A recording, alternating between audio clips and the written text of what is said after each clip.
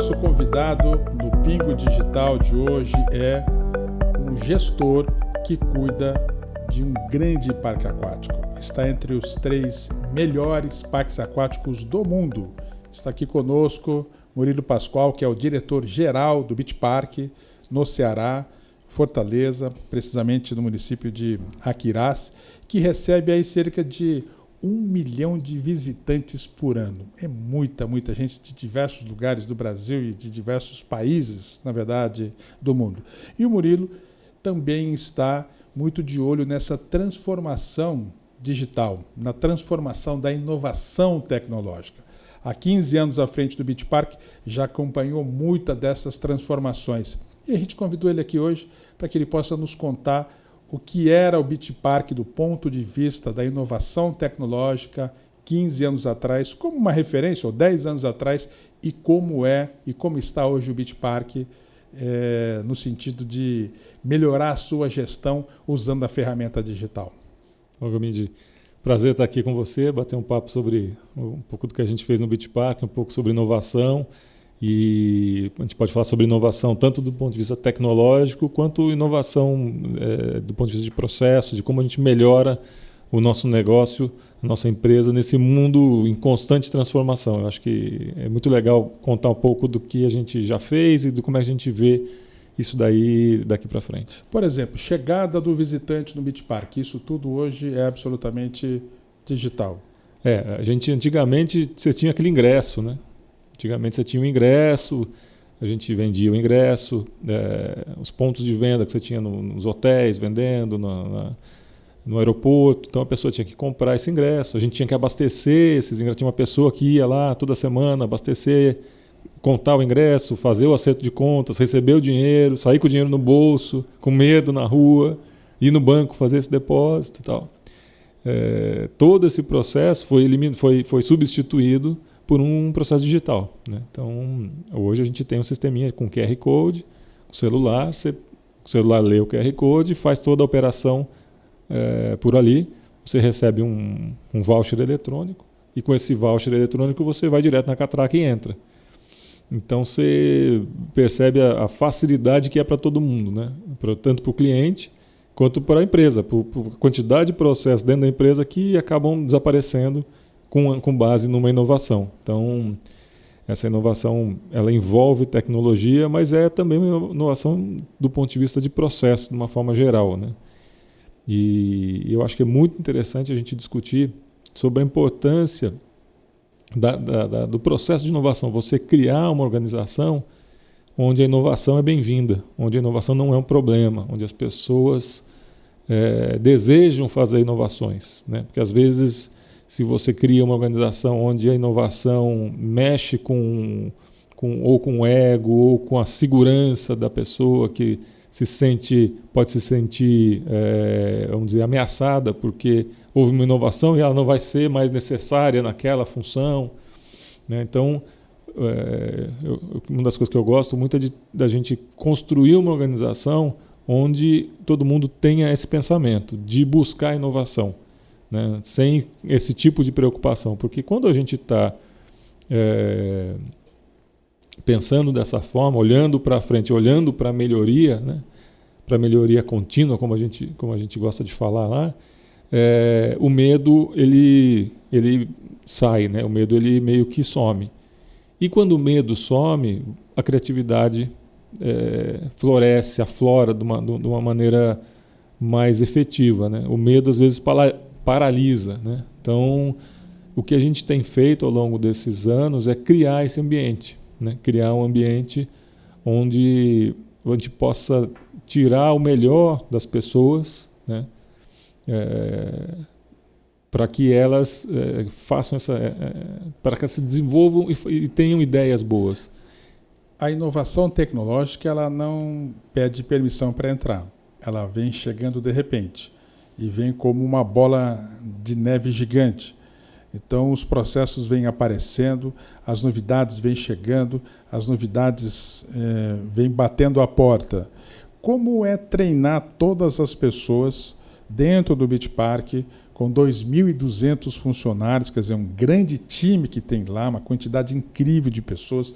E como foi ao longo desses tempos treinar todo esse pessoal para entender que a tecnologia é o caminho mais rápido para chegar a uma boa produtividade? Então, a coisa mais importante nesse processo, o treinamento é uma parte dele, de você criar um ambiente, como eu estava falando, onde as pessoas tenham esse estímulo para inovar. A primeira coisa é o que a gente chama de estabilizar a rotina, né? Então, o que é estabilizar a rotina? É organizar bem desde a base até em cima. Como é que a gente faz isso? A gente dividiu a empresa em unidades gerenciais básicas, que a gente chama, que são as UGBs. Então, hoje a gente tem mais de 200 UGBs. O que é o UGB? É a menor unidade dentro da empresa. Então, um departamento ele é dividido em algumas UGBs. Vamos pegar o parque aquático, por exemplo. Ele tem algumas áreas e tem um conjunto de equipamentos ali, ele é dividido numa UGB. A UGB tem uns 10, 12 funcionários. Essa UGB ela tem todos os seus procedimentos definidos, escritos e aprovados pelo diretor da empresa. Ou seja, a gente sabe o que o funcionário tem que fazer. Isso está definido. Isso vale para cozinha, vale para administrativo, vale para toda a empresa. Ninguém escapa disso. 100% da empresa 100% dos funcionários, inclusive. 100% dos funcionários, das áreas, dos departamentos, de tudo é dividido em UGB. E a UGB tem os procedimentos escritos e assinados pelo diretor. Portanto, o procedimento não é do funcionário, é da empresa. Quem define, olha, você tem que fazer esse procedimento dessa maneira. É a empresa. Então, uma vez que a gente sabe qual é esse procedimento, o que falta é o treinamento. Então, todo mundo é treinado para que saiba executar todos os procedimentos que precisam ser executados. Uma vez que todo mundo é treinado, aí, e somente aí, eu posso cobrar do funcionário. Sim. Às vezes você quer cobrar do funcionário e nem preparou ele para a situação, para o trabalho que ele tem que fazer. Não é jogado aos leões, né? Como se diz, não né? se joga, não. Porque isso é injusto, isso não é... Aí você queima o funcionário. Aí todo mundo começa a ficar nervoso, porque o cara fala, mas eu nem sei o que eu tenho que fazer e já estão me cobrando. Então, primeiro você estabiliza o que tem que ser feito. Está claro aqui para todo mundo o que tem que ser feito? Tá claro, está definido, beleza. Todo mundo está treinado no que tem que ser feito? Está todo mundo treinado. Ótimo. Está todo mundo fazendo como foi treinado? Está todo mundo fazendo como foi treinado. O que isso dá? Dá uma segurança para todo mundo que a operação está rodando bem. O serviço está rodando bem, o cliente está sendo bem atendido, as coisas estão andando. Então, com base nisso, você consegue fazer melhorias. É lógico que você tem que acompanhar e fazer correções pontuais e tal.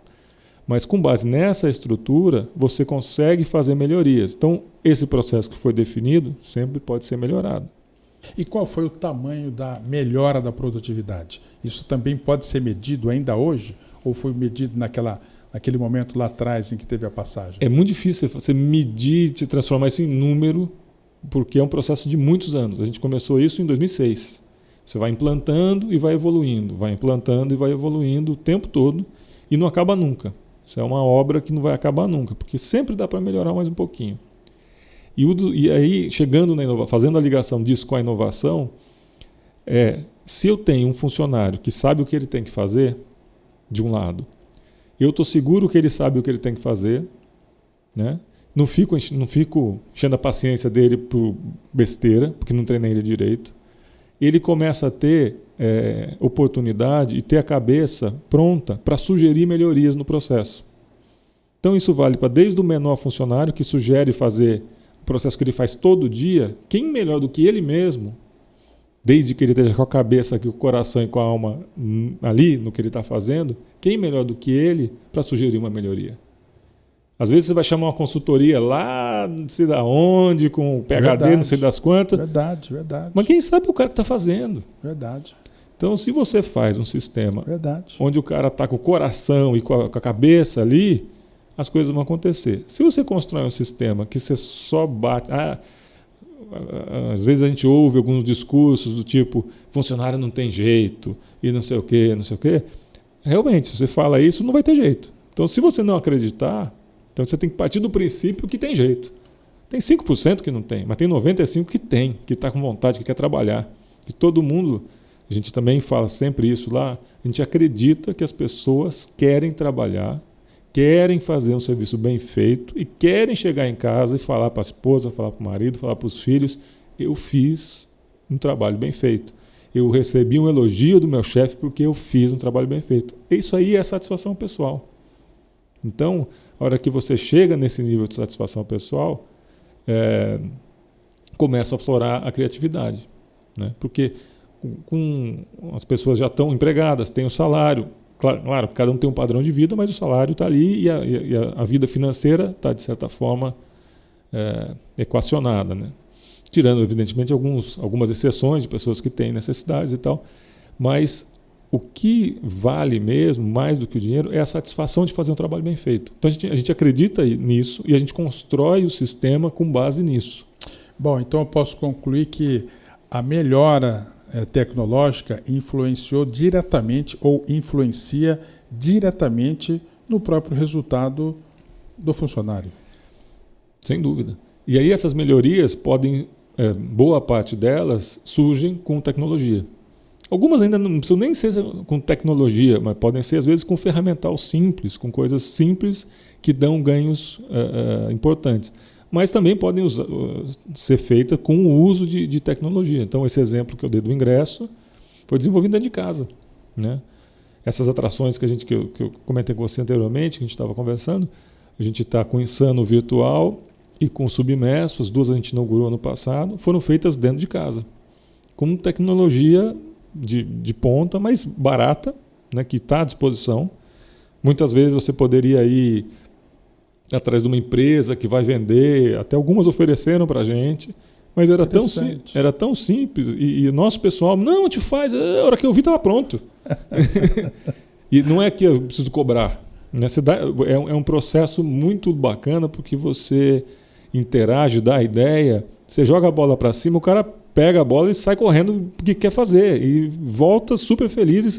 Então, a roda gira num ambiente muito bacana. Então, todo mundo fica feliz de desenvolver, de fazer coisa nova. Então, a hora que você pensa positivamente, acredita no funcionário, estrutura a empresa para que esse funcionário possa trabalhar bem, é lógico que nesse estruturar tem uma série de sistemas que você precisa fazer, de checagem e tal, mas o princípio fundamental eu acredito que você pode fazer um bom trabalho.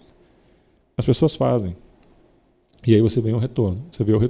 Então, essa é um pouco a base do nosso sistema, do que a gente faz, do que a gente desenvolve e que gera muita inovação, e parte dessa inovação é com o uso de tecnologia. E as ferramentas tecnológicas ajudam demais, imagino, decisivamente no planejamento. Então, na segunda-feira, creio, você consegue saber quantas pessoas tem dentro do parque. Terça-feira, quantas pessoas... Isso eu sei na hora. Na hora, aqui, né? Celular, se você quiser olhar agora, na hora que for, eu ponho olhos e sei. Algo assim, nos últimos 60 minutos, na última hora, saíram 100 pessoas, entraram 200 pessoas. Alguma coisa desse tipo assim. Quer dizer, isso ajuda no fluxo de várias outras cadeias da própria empresa.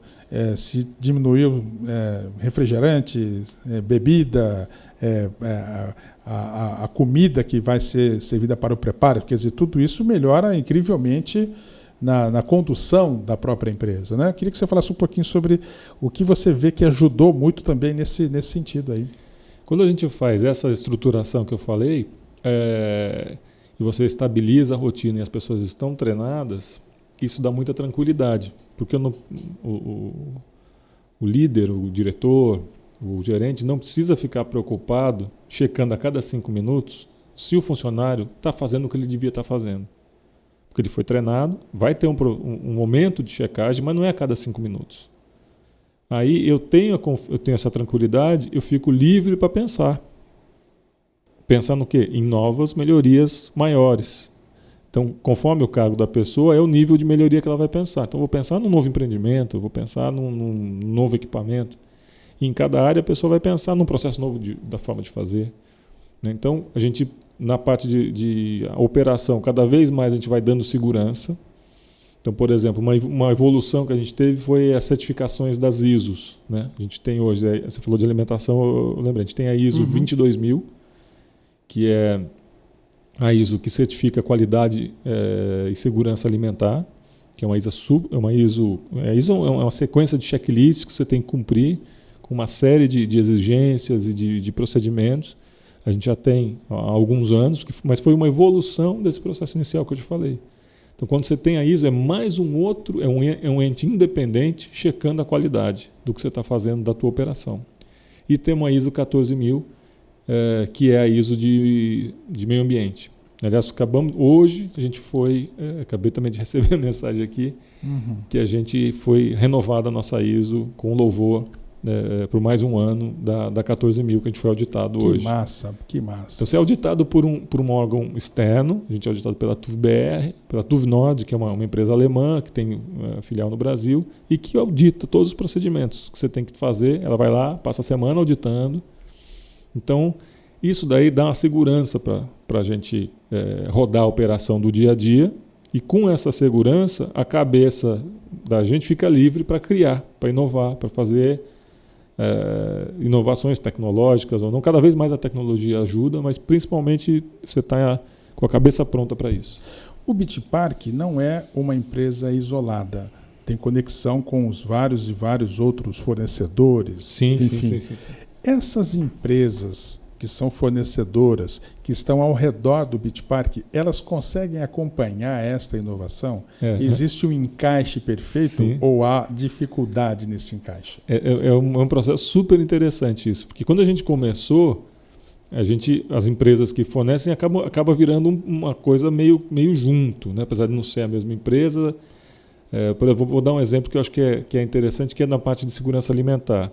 Isso que eu te falei.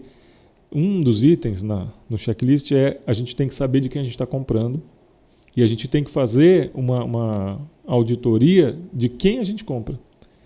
Então, a gente fez isso com os nossos fornecedores, né? E um caso que eu acho que é interessante, tinha um fornecedor lá, a gente fez a auditoria desse fornecedor e ele não passou na auditoria, né? Aí a gente foi lá, a equipe do comitê de fornecedores foi lá para o fornecedor e falou: olha, está aqui o seu checklist, a sua nota não bateu por causa disso.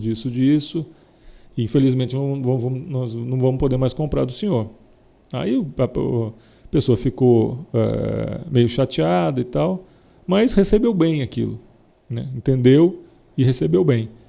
Ele falou: mas eu posso trabalhar nesse checklist e tem chance de voltar a fornecer para vocês? Pode, claro. Na hora que o senhor tiver com isso aqui resolvido, a gente volta aqui, faz a auditoria de novo e volta a comprar do senhor com o maior prazer. Tá, pois bem. Passaram-se 2 meses, ele ligou: eu resolvi aqui o checklist. Agora eu tô pronto. Foram lá, fizeram a auditoria e o cara passou. Então, ele usou aquilo como uma auditoria de graça que ele ganhou, uma consultoria de graça que ele ganhou da gente, e fez a melhoria. Então, ele teve um espírito positivo com o que a gente fez. E aí, depois que ele fez para a gente, ele tinha o nosso selo de fornecedor para a gente, ele passou a fornecer para outros hotéis e tal, porque ele ia lá e: olha, eu tenho um selo do Bitpark, eu sou fornecedor do Bitpark. Não é qualquer um que não. Quantos fornecedores ou quantas empresas estão nessa situação aproximadamente? Lembra de cabeça? Não lembro de cabeça o número de... Mas é muita gente, muita empresa. Né? Praticamente todos os nossos fornecedores a gente faz isso. E muitos são orgulhosos de ter nota boa. Interessante, porque o que vai acontecendo é que a própria empresa vem puxando a fila de empresas, talvez pequenas, médias, grandes, independentes, puxando a fila para fazer com que essas empresas possam se ajustar a este parque tecnológico. E todo mundo evolui junto, né? E tem um cara... E esse exemplo, eu já falei isso em outras vezes, mas eu acho muito interessante porque esse é um exemplo positivo e tem um exemplo negativo, que é um fornecedor que a gente estava nesse início. E falou: olha, agora a gente tem esse comitê de fornecedores, nós precisamos fazer uma visita na sua empresa e aplicar o checklist. A pessoa se sentiu ofendida. Não, aqui na minha empresa vocês não entram. Olha, então se a gente não pode fazer a operação, o checklist não vamos ter que parar de comprar do senhor. Não quero saber, tal, que nem é coisa. Tá bom, paramos de comprar. Aí passa um tempo, adivinha o que aconteceu com o cara? Voltou. Fechou as portas. Fechou a porta. Fechou as portas. Olha isso, hein? Então, você vê o espírito de um e o espírito de outro. Interessante. O cara com o espírito aberto de vou melhorar, quero ter melhoria contínua, levou a nossa demanda do lado positivo e falou, puxa vida, vou usar isso aqui como uma oportunidade. O outro levou de um lado negativo e se sentiu quase que ofendido da gente querer auditar a empresa dele. Então, essa forma de ver as coisas é a origem, muitas vezes, do sucesso ou do fracasso. Interessante. Né? Que essa dificuldade todo mundo tem. Um bom exemplo. Mas eu gosto de falar esse exemplo. Agora, o que vem pela frente? Né?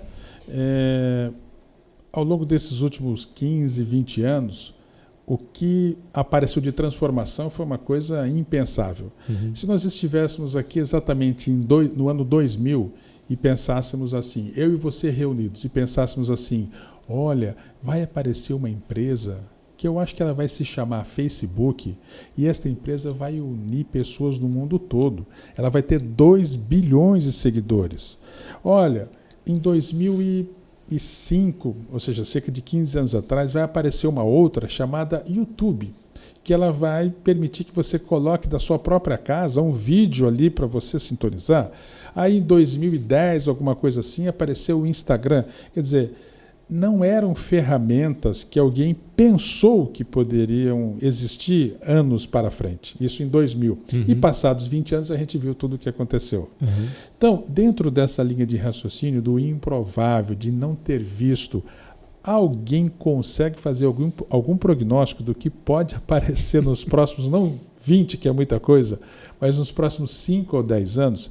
Você acha que alguém estuda isso? Alguém pensa em cenários assim que possam evoluir no sentido da transformação, não só das redes sociais, mas também como um todo para a inovação tecnológica? No nosso setor, no nosso segmento,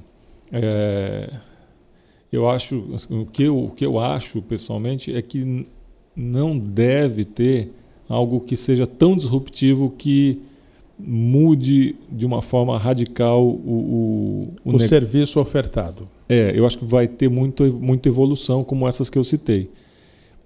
Por um motivo que, claro que eu posso estar enganado, mas eu acredito que cada vez mais as pessoas vão ter a necessidade de sair de casa, de sair do mundo digital e ir para o mundo real. E a gente trabalha com entretenimento, com lazer, com alimentação no mundo real. Né? Sim, então, físico, né? Então, sim. Eu acredito que isso não deve ser substituído por coisas 100% virtuais. Entretanto, a gente vai, como a gente já está fazendo, incluindo nas experiências reais do dia a dia lá, situações virtuais. Por isso que eu acho que é uma evolução, né? Então, os nossos serviços, a gente, lógico, não pode ficar com a cabeça embaixo da terra. Vocês não viram aquele fornecedor que não deu certo. Certo. Né? E temos que ver como que a gente pode trazer essa tecnologia para a nossa realidade. Mas eu não consigo ver um negócio que transforme tanto que a pessoa deixe de querer tirar férias, ir para um hotel, ou ir para um parque aquático, ou ir para uma praia e se divertir com a sua família. Né? Então, eu acho que nesse sentido o nosso negócio tem uma longevidade boa. E outra questão que eu gosto muito de falar é o que a gente proporciona é a união da família.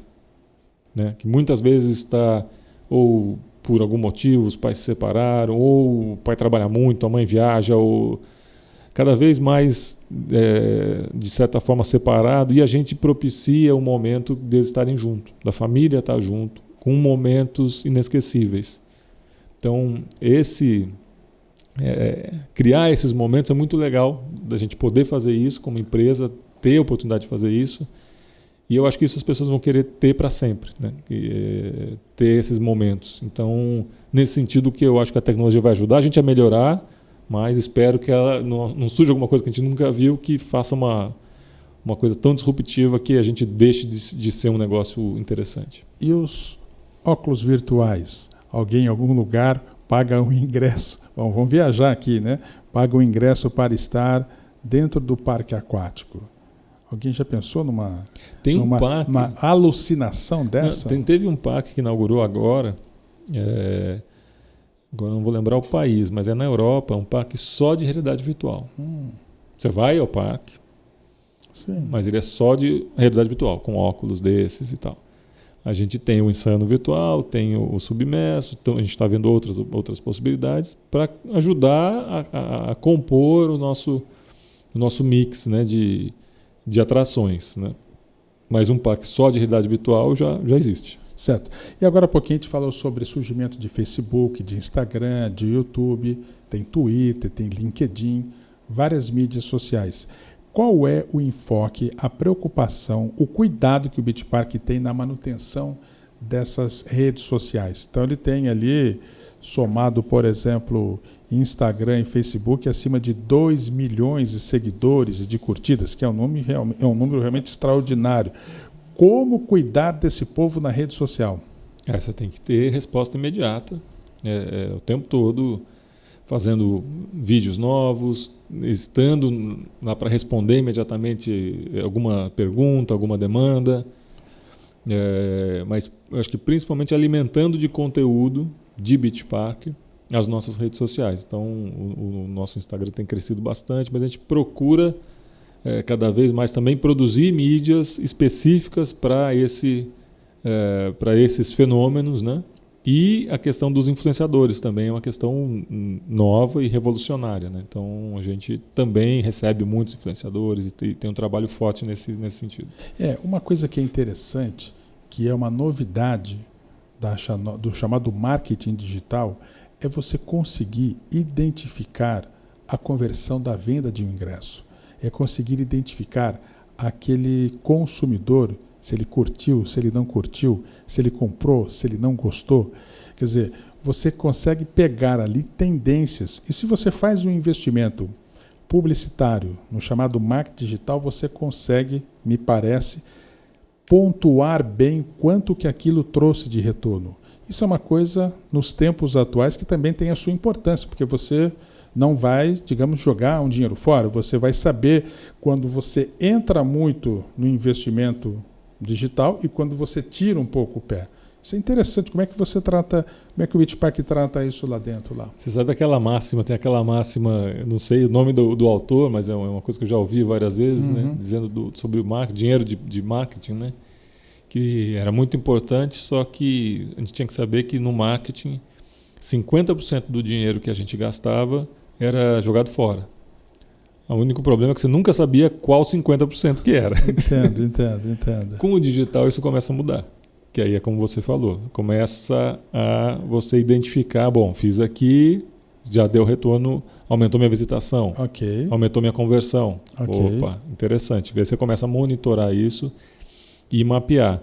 Eu só acho que é uma questão que você precisa pensar um pouquinho além disso, porque às vezes esse investimento que fez essa visitação e fez essa conversão, ele tem um segundo momento, que isso fica registrado de certa forma na cabeça do cliente e que isso vai gerar outra visitação ou ou compra que não foi imediatamente daquele estímulo, mas ficou ali, o cara ficou pensando, conversou com a esposa, conversou com o amigo, levou um tempinho para amadurecer. Então, ou seja, ele foi tocado num primeiro momento, mas decidiu, por razões YJ, não ir. Isso. Mas depois ele, quando não é tocado lá na frente, aí que ele veio. Mas de qualquer maneira ele foi tocado. Né? Ele foi tocado, mas ele não comprou. Dali a talvez uma semana, um amigo falou. Certo. Que foi legal, e foi, putz, é verdade, eu tinha pensado em ir, tinha falado, o fulano foi, disse que, é uma bacana, vamos.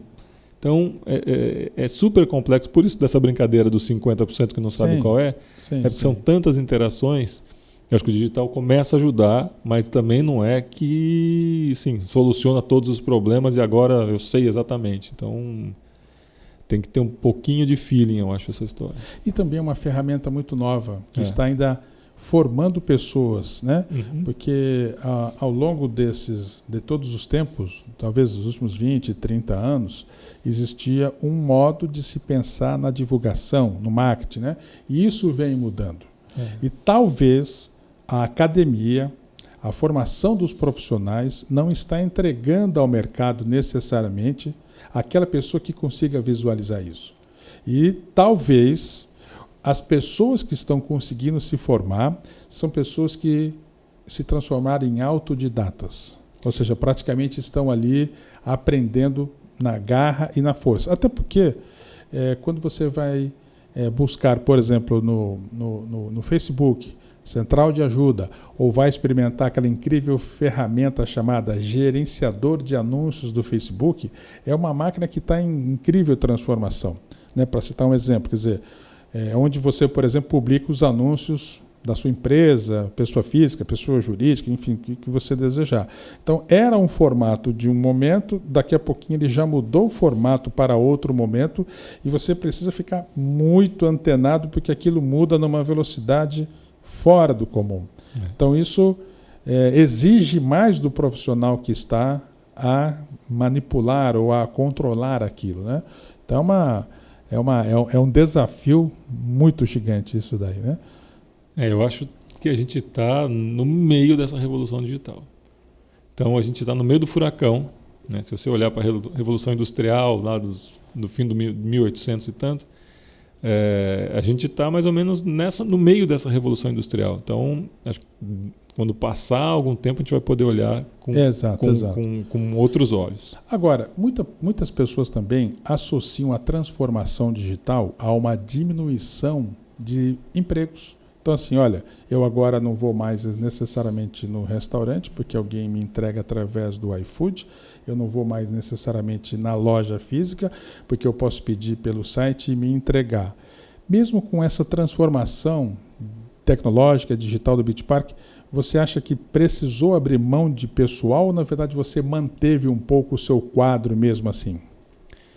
Eu acho que, assim, o nosso setor, ele...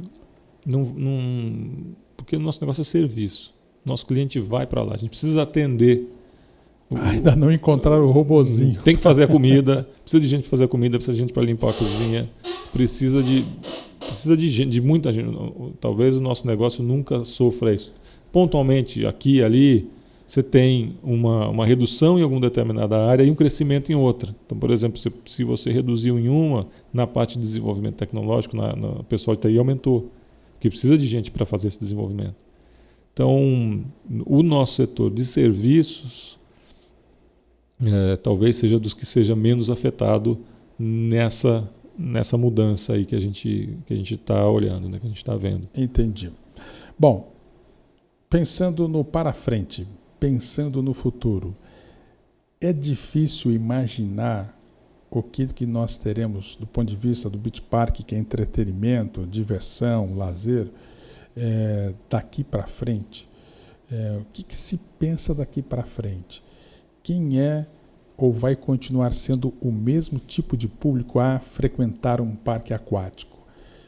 Qual a interferência do digital, da tecnologia, no sentido da concorrência, né? Porque se vê muita gente hoje que está na frente disso daqui, né? Então fica ali e tal. Uhum. Isso concorre com o entretenimento de um parque de diversão ou ele está incluso dentro do parque de diversão? Concorre no sentido assim, não, hoje eu vou ficar em casa, eu vou ficar...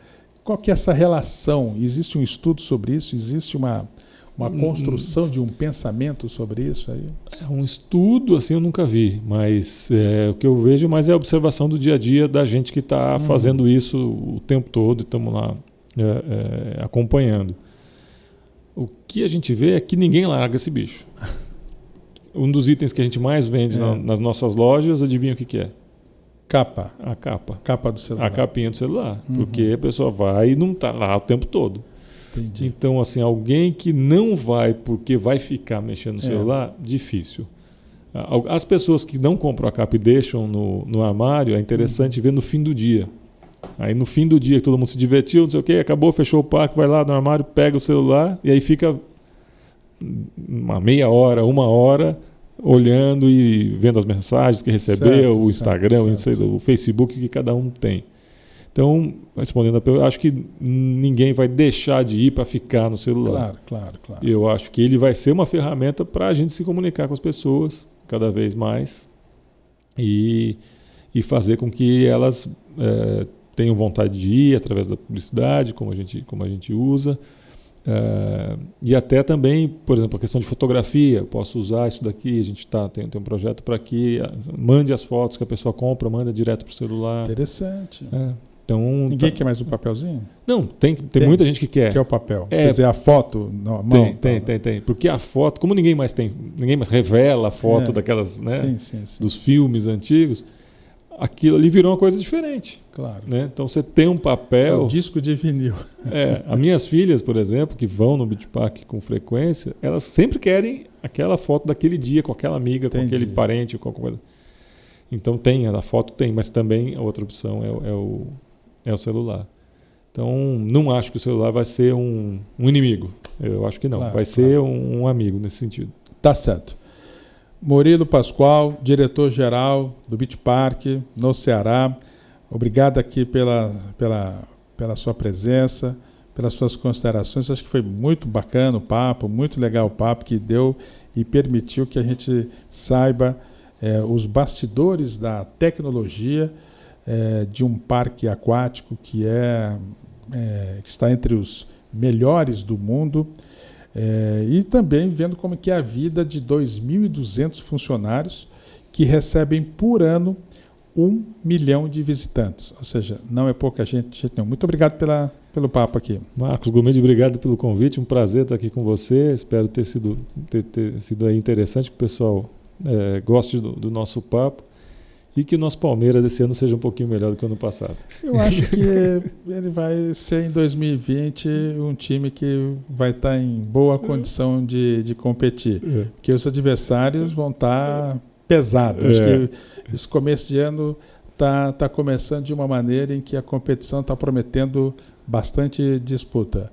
E uma outra coisa, a gente não pode se precipitar. Acaba um primeiro tempo que não foi muito bom, de repente o segundo tempo muda completamente. Então você passa o primeiro tempo xingando, aí no segundo tempo você fala assim, nunca critiquei. Né? Acho que essas histórias estão presentes na vida dos torcedores. Legal. Um abraço para todos que acompanharam mais esse papo aqui no Pingo Digital.